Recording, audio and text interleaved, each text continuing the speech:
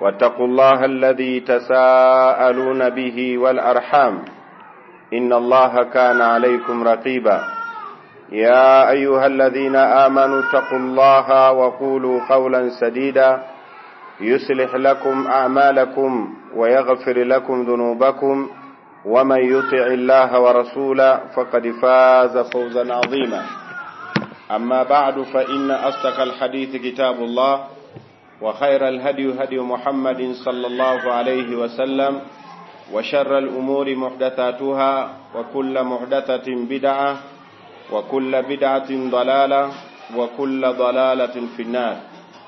أيها الناس عباد الله, napenda kumhimidi Allah tabaraka wa taala na kumtakia sala na salam mtume wetu Muhammadin sallallahu alayhi wasallam.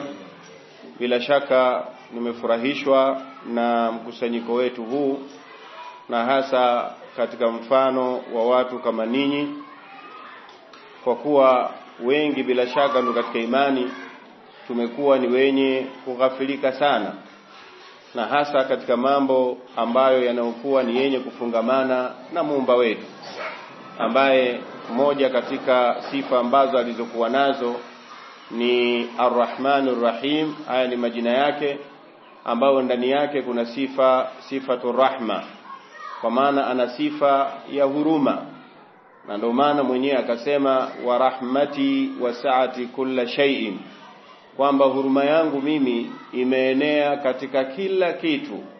Na ndio maana hata aliposema kwamba yeye Allah tabarak wa taala yuko juu, pale aliposema Ar-Rahman ala al-arshi istawa, akatumia hili jina kwamba yeye yuko juu ya arish. Na katika viumbe ambavyo bila shaka alivyoviumba Allah vilivyokuwa vikubwa, basi ni kiumbe ambacho kinachoitwa arish. Na arish imeenea viumbe wote, kwa maana viumbe wote wako chini ya arish. Kwa huruma yake Allah hakutumia jina lingine, hakusema Allah ala al-arshi istawa, wala hakusema al-Karim ala al-arshi istawa, wala hakusema at-Tawwab ala al-arshi istawa, bali akatumia neno Ar-Rahman ala al-arshi istawa, kuashiria kwa maana ya kwamba Allah tabarak wa taala yeye bila shaka katika kila kitu yeye ni mwenye kukihurumia. Na ndio maana huruma yake ameigawanya katika sehemu mbili. Kuna huruma ambayo ni khasa, ambayo hakuna anayewahurumia isipokuwa anawahurumia wale ambao waliosema la ilaha illa Allah Muhammadar Rasulullah. Huruma ya watu hawa inakuwa katika kutengeneza imani zao, wakawa ni wenye imani. Inakuwa ni kwenye kuwafikisha katika swala, wanakuwa ni wenye kuswali. Inawafikisha katika kutoa sadaka, wanatoa sadaka. Bali inawafikisha huruma hii katika kila lolote lile ambalo linaloonekana kwamba hili ni jema, basi wanakuwa ni wenye kulifanya, hata kama watakuwa na mapungufu katika dunia yao. Inawezekana ukawaangalia katika majumba wanayokaa ukaona ni dhaifu, mavazi wanayoyavaa ukaona ni dhaifu, afya zao ukaona ni dhaifu, bali inawezekana wakawa ni watu ambao si wenye kutajwa wala wenye kuwafahamika, lakini huruma ya Allah imekuwa ni yenye kuwafikia katika upande wa kuhakikisha kwa maana kwamba wanamwabudu Allah tabarak wa taala. Na hili jambo ni kubwa kuliko vyote ambavyo unavyoviona katika hii dunia, kwa sababu ndio lengo la sisi kuumbwa.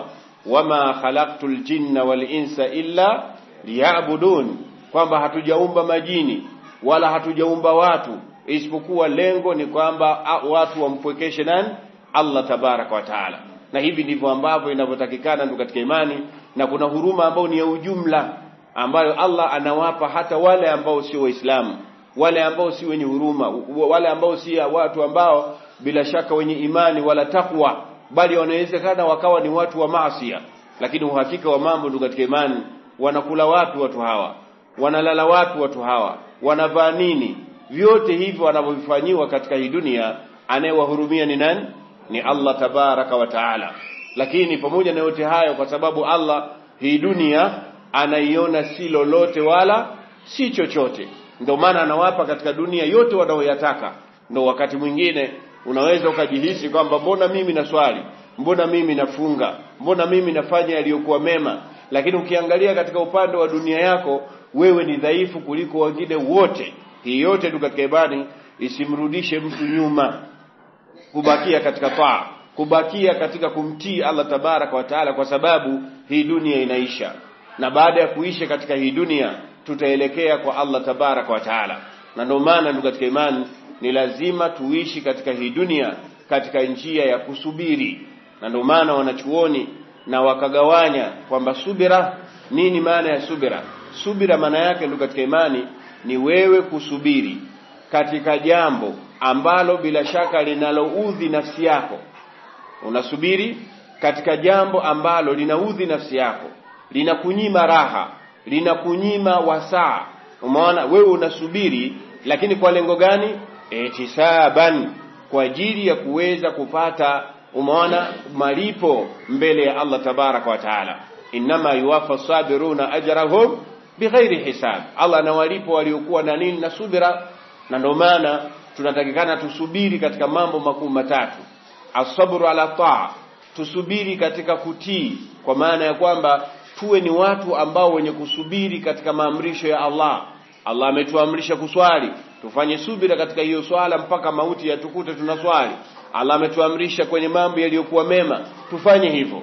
Na kuna subira ala al-maasiya, kwa maana anil maasiya ni kusubiri mtu kuachana na maasiya, yale yote ambayo Allah aliyotuamrisha akatuambia msiyafanye, hata kama yanakuwa ni matamu kwenye nafsi zetu, hata kama yanaonyesha kwamba labda yanaweza yakatusaidia jambo fulani, basi mambo kama hayo tusubiri, kwa maana tusiweze kuyafanya mpaka tukutane na Allah tabaraka wa taala. Na mwisho as-sabr ala al-amada ala al-aqdar al-mu'lima, tusubiri juu ya yale aliyokadiria Allah tabaraka wa taala katika mambo ambayo yenye kuumiza. Na hapa ndipo mtihani ndio katika imani, na nadhani katika sehemu kama hii ndiyo ambayo bila shaka ninyi katika ninyi wengi mnalo jambo kama hilo.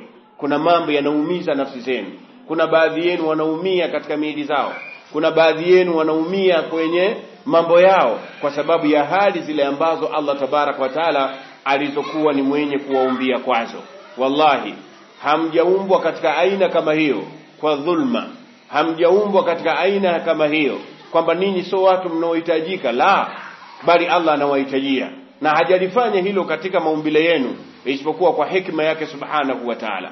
Alimahu man alima wa jahilahu man jahila, amejua mwenye kujua na amekuwa mjinga aliyokuwa mjinga. Lakini uhakika wa mambo yalivyo, lazima mfikie wakati muwe na ridha.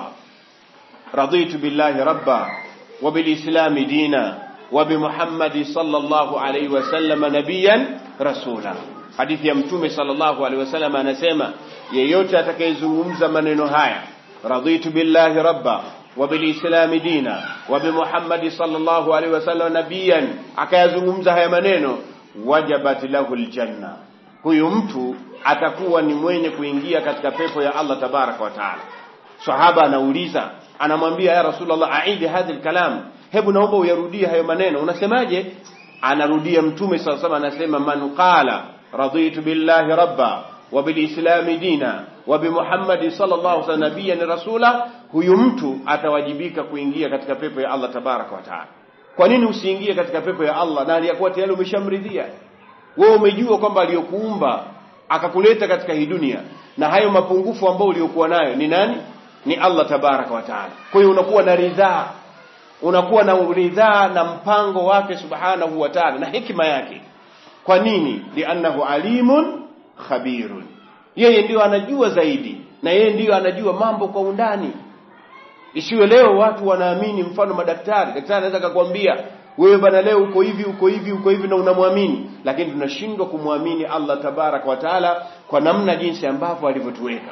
Kwa lazima ndio katika imani wengi katika mfano kama sisi tunajikuta tunaacha taa, tunajikuta tunaingia kwenye maasi. Kosa kubwa ni kwa sababu ya kutokuridhia zile hali ambazo Allah tabaraka wa taala alizokuwa ni mwenye kutuumbiwa nazo. Wallahi hakuna katika ninyi ambaye anapenda amuasi Allah, wala hakuta katika ninyi ambaye anapenda aweze kuishi katika njia ambayo isiyokuwa ni sawa, lakini kutokana na mazingira na mambo namna jinsi ambavyo yalivyo, basi yanamfanya mtu aweze kuwa katika hali kama hiyo.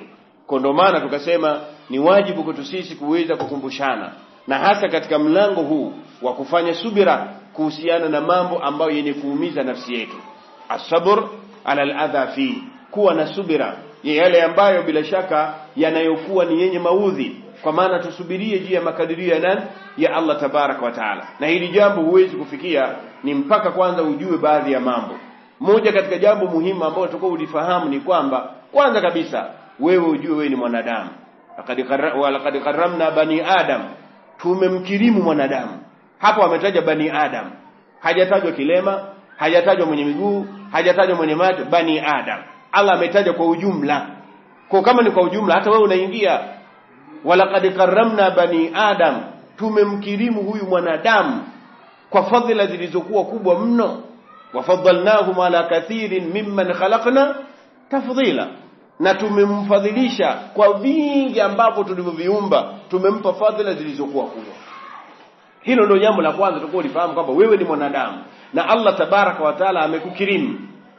Jambo la pili ni lazima ujitahidi, ni kwa maana kwamba kujua kwamba hadhihi dunia darul ibtila, hii dunia tuliokuwa nayo ni sehemu ya mitihani. Isipokuwa watu wanapewa mitihani kulingana na imani zao na kulingana na namna jinsi ambavyo bila shaka walivyo. Na ndio maana mitihani zinapokuijia usije ukarudi nyuma katika taa, bali Allah tabarak wa taala anakuwa ni mwenye kukupandisha nini? Anakupandisha lile daraja lako, anakuweka katika hali ya kuweza kukusamehe nini? Kukusamehe makosa.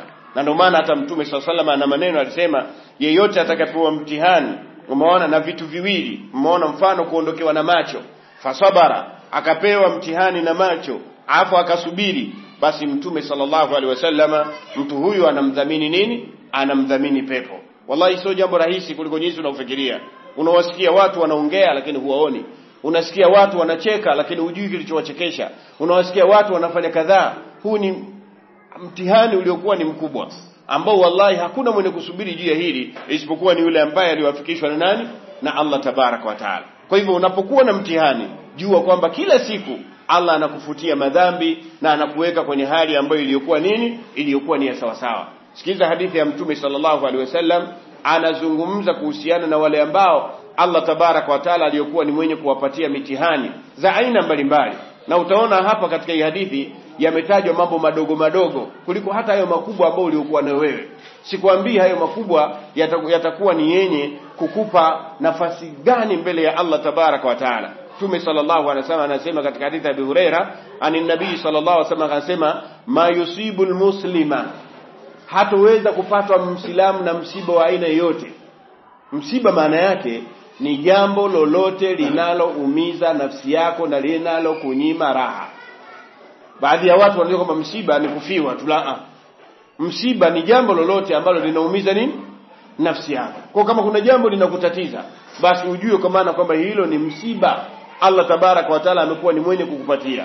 Ma yusibul muslima min nasabin, hapati Muislamu na uchovu kwamba akawa amepata tabu fulani, wala wasabin, wala maradhi ya aina yoyote, wala hammin, wala kuwa na hamu ile ya kutarajia kama mimi nitakula wapi, nitalala wapi, itakuwaje.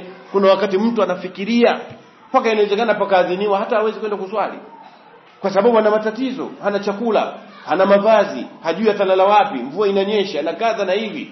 Mambo yanamsibu, na ndio mambo baadhi mengi nyie wakati mwingine yanawasibu haya. Matokeo yake mtu anakuwa ni mwenye kutembea barabarani usiku na mchana, na inawezekana adhana ikaadhiniwa hata asiende kuswali. Na ukimuuliza kwa nini uswali, anakwambia mimi taswali vipi sijala, taswali vipi sina mavazi, taswali vipi sina kadhaa. Ni sawa na, lakini unatakiwa usubiri juu ya mambo kama hayo, usiache amri yoyote ya Allah tabaraka wa taala. Sasa sikiliza faida. Kwa yeyote atakayekuwa ni mwenye kupatwa na tabu ya aina yoyote, akawa na maradhi, akawa na hamu, akawa na huzuni, wala adha, wala jambo lolote la maudhi litakalokupata, wala ghammi, wala msongamano wa mawazo yamekuwa mengi, ujue ufanyeje, hata shauka yushakuha, hata mwiba ambao unomchoma muumini, illa kafara Allahu biha min khataya, isipokuwa Allah tabaraka wa taala anakuwa ni mwenye kumfutia makosa yake. Fala ilaha illa Allah. Mangapi tumemuudhi Allah tabaraka wa taala sisi, kwa mtihani unaopata kila siku Allah anakuondolea na anakubakisha katika hali ya uliokuwa ni ya sawa sawa, kwa maana unakuwa hauna nini, hauna makosa. Lakini sio hivyo tu, bali vile vile Allah atakuwa ni mwenye kukuinua nini, anakuinua daraja. Kwa maana anakuinua daraja na anakuweka katika mazingira ambayo bila shaka yalikuwa ni daraja ya juu. Ukilielewa hili kwamba mimi ni mwanadamu na ninatakiwa